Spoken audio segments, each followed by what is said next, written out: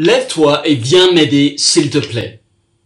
Je ne sais pas si vous aimez bien faire à manger, mais j'imagine qu'on a tous déjà connu des moments de stress en cuisine en préparant un repas pour des invités. Il faut tout bien chronométrer, gérer les enfants qu'on a dans les pâtes, pas oublier les ingrédients et être sûr que rien ne brûle.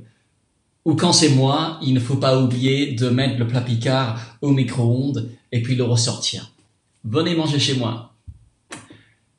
Et plus l'invité est important, plus on se met en stress.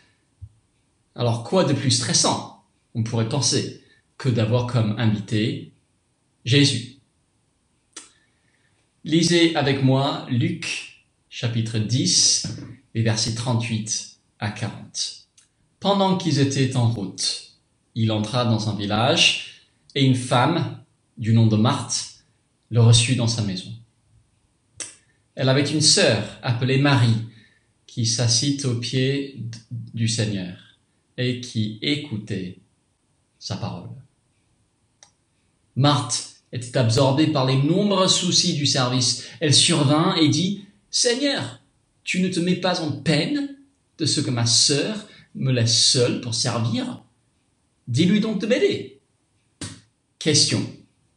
Que pensez-vous de l'attitude de Marthe?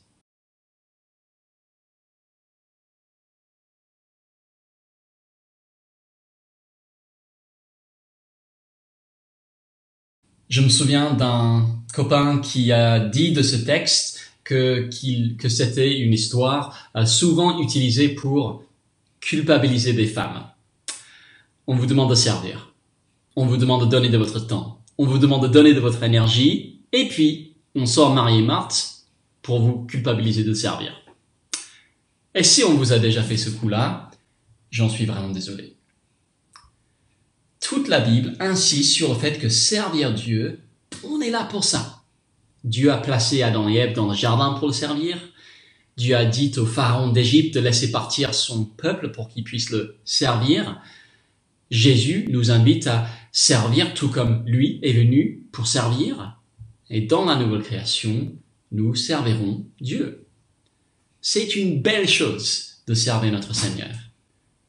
Et alors, Marthe n'a-t-elle pas raison d'exiger que Marie vienne l'aider?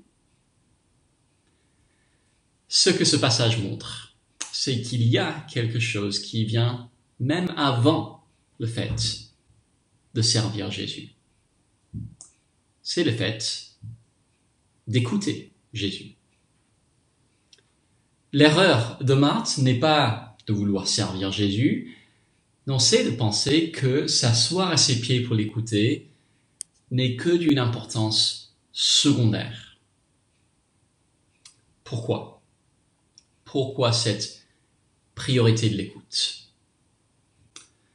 Quelques versets plus haut, Jésus vient de dire que tout lui a été remis par son Père et que personne ne connaît qui est le Fils si ce n'est le Père et que personne ne connaît qui est le Père si ce n'est le Fils et celui à qui le Fils veut le révéler.